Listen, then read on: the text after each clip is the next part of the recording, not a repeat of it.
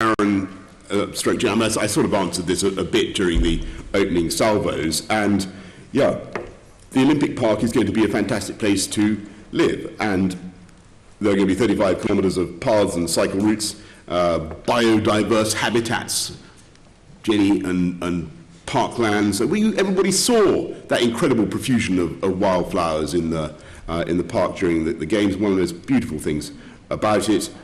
It's the biggest new green space, I think, in is it Europe? I always say it's Europe, but then somebody corrected me. Anyway, it's the biggest new green space in Britain for 150 years. Could I get the number of cycle paths again that you mentioned? How many? Yes, I said 35 kilometres, and I realised that I should have the figure in miles for you, but it's that would 27 miles, 25 miles. You have said that the Olympic Park can be a paradise of cycling, and I'm sure lots of cyclists in London are quite excited about that.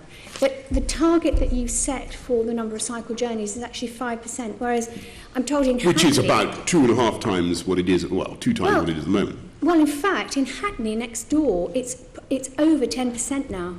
Is it really? I don't know how often. In Hackney? In Hackney. Superb. I don't know how often... Well, that's a fact, isn't it?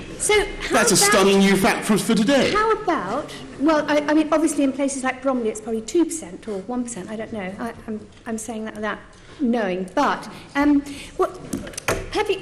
I know, for example, you set some... you set this target of 5%, which we've just heard is actually quite low compared with I'm interested in what boroughs. You say. Okay. There's also the fact that a lot of the cycle paths, I think, are planned to be 1.5, that's metres again, and that's actually the minimum. Whereas if you went on the Dutch style, you could have just the most amazing, wide, segregated cycle, because this is all up for grabs, isn't it? This is more or less a blank sheet of paper. Well, that is one of the reasons why it is so important that I've taken over this chair of this wonderful organisation, and I will take your point. I had no idea that Hackney got up to 10%. That's very encouraging.